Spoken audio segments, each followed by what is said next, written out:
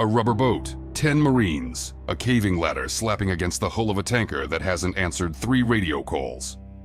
6 feet below them, water nobody has confirmed is clear of mines. This is what a selective blockade looks like up close. Pull back to the chart.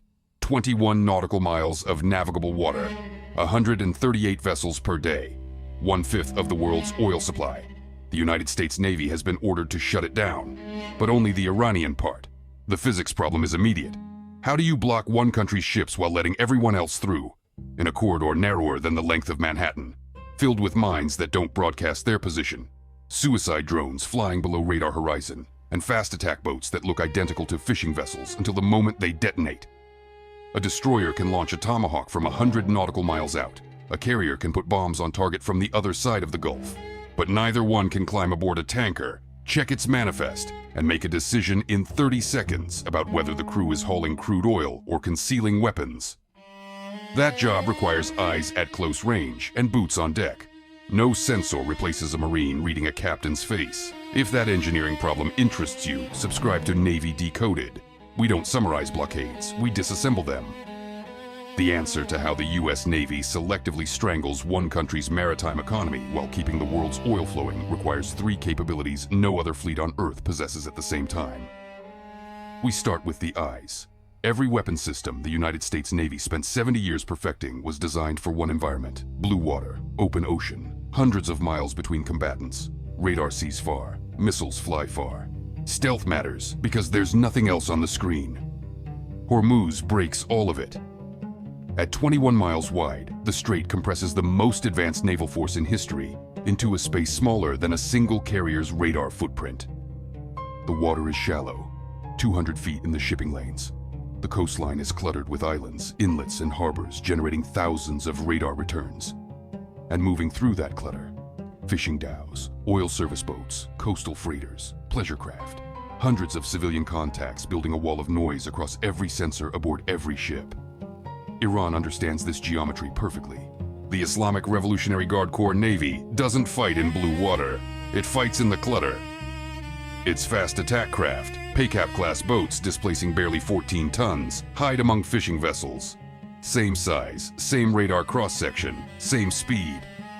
The difference is that a PACAP carries 2 C-14 anti-ship missiles capable of crippling a frigate, but you can't tell it apart from a fishing boat until you're at visual range. And by visual range, the missile is already in the air. Add Shahed 136 one-way attack drones flying at 300 feet, generating radar returns indistinguishable from seabirds and wave clutter. Then add mines, thousands of them, sitting silent on the seabed, waiting. The enemy the Navy cannot outrun, outshoot, or outspend is none of these. It's target discrimination inside literal clutter. The physics of a narrow waterway that strips away every advantage a blue water Navy possesses and forces the most expensive fleet ever built to fight at ranges its designers never intended. The Navy has an answer, but it doesn't come from the ship you'd expect. Lincoln stays outside. CVN-72 holds position in the Gulf of Oman. Her air wing can strike anything within 300 miles. But 300 miles is too far to read a hull number, count crew on deck, or decide whether a dhow is fishing or carrying C-14s. The carrier provides the umbrella. Someone else has to walk in the rain. Uss Tripoli, LHA-7, 45,000 tons, 844 feet long. She carries no Tomahawk missiles, no Aegis radar, no vertical launch cells. What she carries is something no destroyer or carrier can replicate at Hormuz: organic surveillance at 3 altitudes simultaneously. Start at the top. Tripoli embarks up to 20 F-35B Lightning IIs, more combat aircraft than the entire air force of most nations.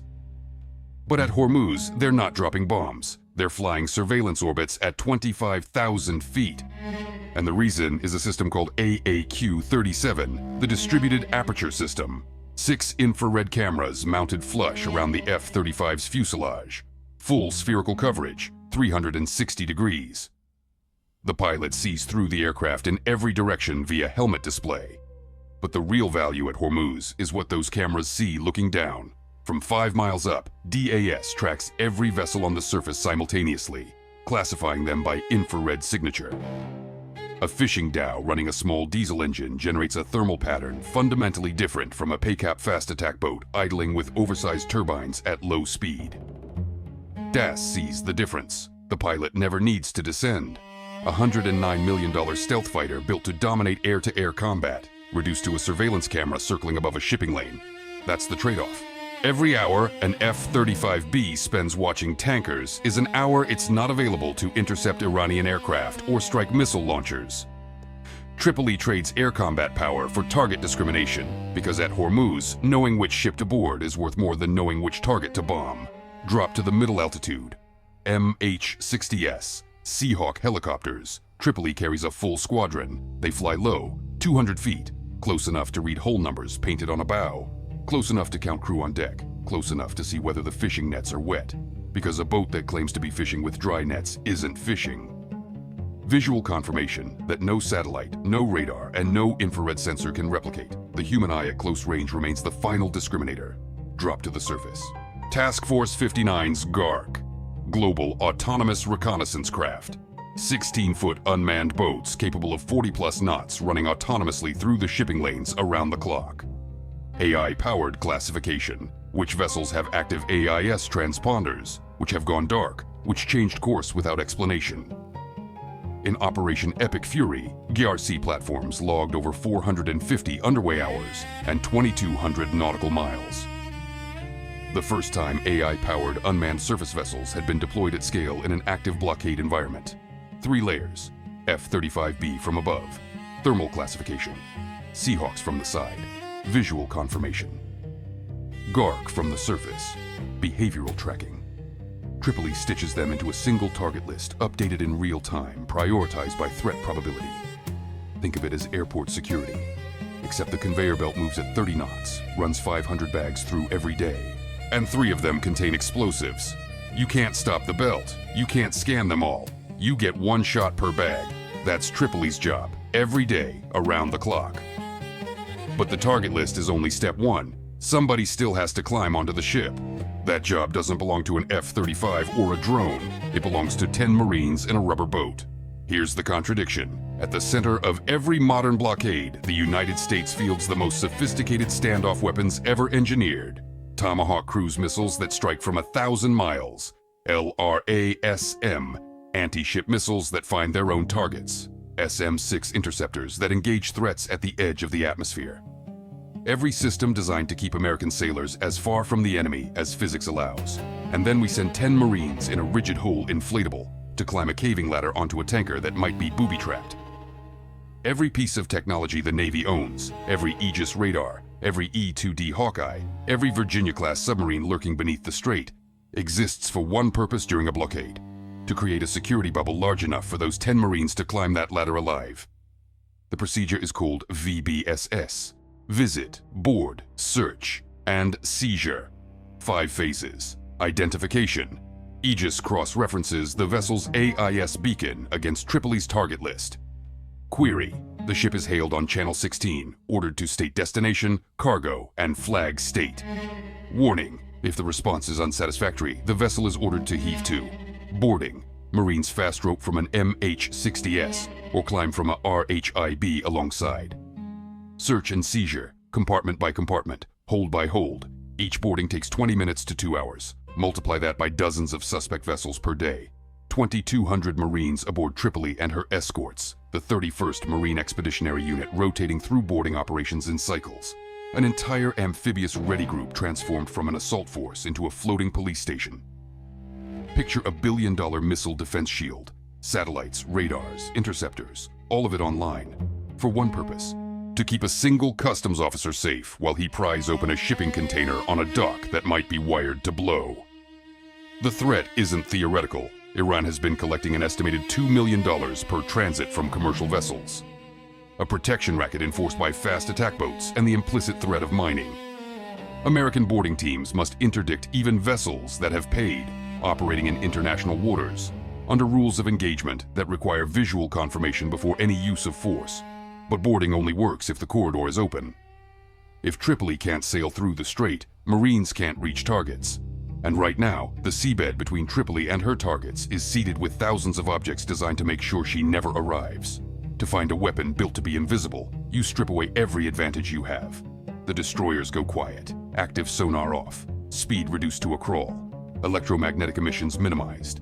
A 9,000-ton warship designed to dominate the electromagnetic spectrum voluntarily goes dark because the weapon it hunts doesn't emit, doesn't move, doesn't communicate. It sits in the mud and waits. Iran seeded the Strait of Hormuz with mines starting February 28th. Contact mines, influence mines, rising mines. And here's the detail most analysts miss. Iran itself cannot locate all the mines it laid. Deployed from small, fast attack boats in rough seas at night without precision GPS logging. Many are uncharted even by the force that planted them. Iran cannot remove them. Iran cannot deactivate them.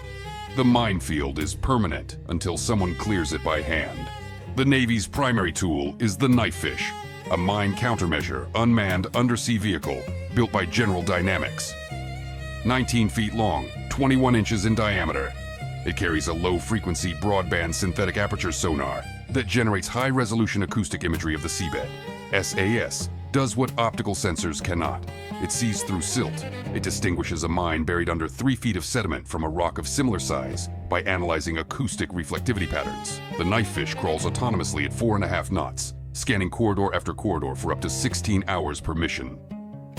Finding a smart mine buried in Hormuz's mud is like finding a phone that's powered off, encased in plastic, buried under 3 feet of sand on a 21-mile beach. And the phone only turns on when it hears your voice. The entire billion-dollar sensor architecture above the surface, F-35B, Aegis, GARC, Hawkeye, becomes completely irrelevant down here. The most advanced fleet on Earth, reduced to a robot versus mud. And the clock is brutal. Every day mine clearance is incomplete is a day Tripoli can't safely transit the corridor. Every day Tripoli can't transit is a day boarding teams can't reach suspect vessels. Every day boarding teams sit idle is a day Iranian oil keeps flowing. The mine doesn't need to sink a ship. It just needs to delay clearance long enough for the blockade to lose credibility. On April 11th, the Navy made its move. USS Frank E. Peterson Jr., DDG-121, and USS Michael Murphy, DDG-112, transited the strait to establish what CENTCOM designated a new passage, an alternate corridor verified mine-free. 2 9,000-ton destroyers leading the sweep, accepting direct risk, proving the channel with their own hulls. That's what mine clearance looks like in practice. Not robots alone, not sensors alone.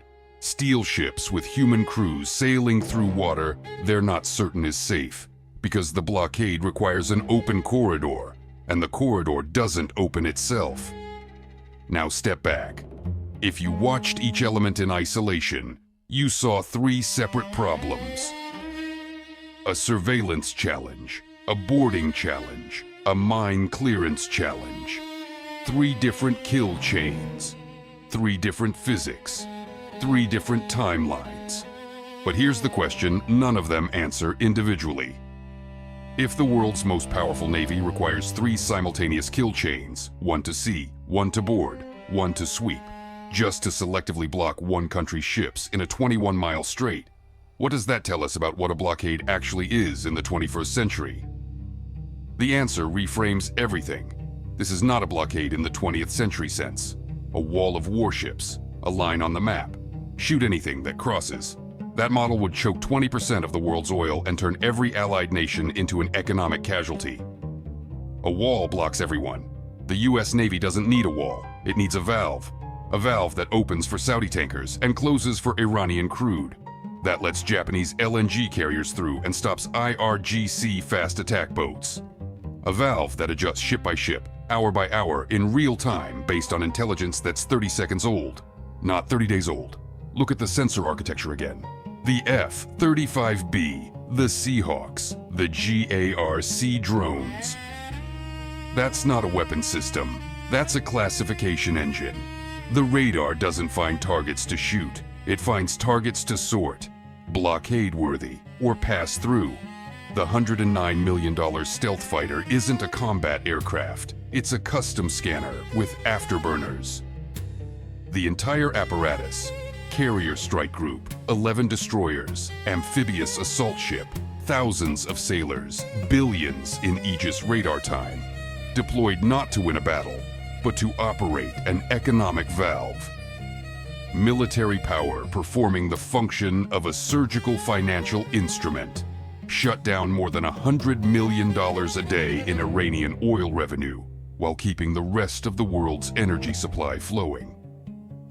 Iran built its chokepoint strategy on one assumption: if they threatened Hormuz, the world would restrain America to protect oil prices.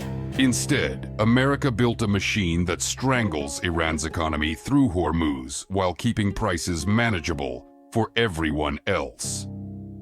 The chokepoint weapon turned back on its owner. If this breakdown changed how you understand what's happening in the Strait of Hormuz, subscribe to Navy Decoded. Because here's the question nobody's asking. A carrier strike group, 11 destroyers. An amphibious assault ship carrying 20 stealth fighters. AI-powered surface drones. Unmanned undersea vehicles crawling through minefields. 2,200 Marines rotating through boarding operations around the clock. Hundreds of hours of F-35 surveillance time. Billions of dollars in Aegis radar coverage. All of it. Every system, every sailor, every dollar. Deployed not to destroy an enemy fleet, but to selectively strangle one country's economy while keeping the world's oil flowing through a corridor 21 miles wide. That is the cost of controlling a choke point in the 21st century. The question isn't whether America can do it. America is doing it right now, today. The question is how many navies on this planet can actually play this game. France has one carrier. The Royal Navy has two. Neither carries F-35Bs in these numbers. China has 3 carriers, but has never conducted a contested chokepoint blockade. Russia's Navy can't reliably transit from the Baltic to the Mediterranean without breaking down. And for the nations that can't play this game, the ones whose economies depend on choke points they can't control, what happens when their strait is next? When the Malacca Narrows heats up? When the Taiwan Strait closes? When Bab el-Mandeb shuts down again? Who builds the valve then? Dismissed.